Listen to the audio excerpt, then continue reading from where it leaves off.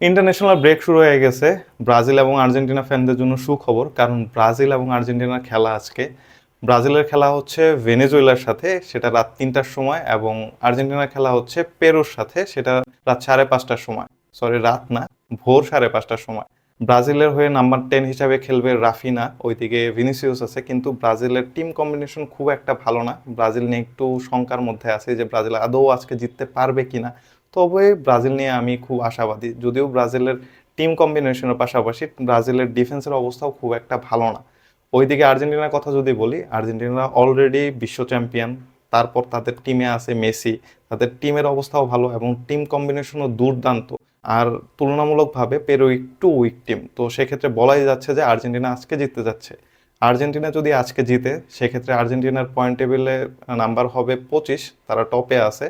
আর Brazil জিতলে ব্রাজিলের point টেবিলে নাম্বার হবে 19।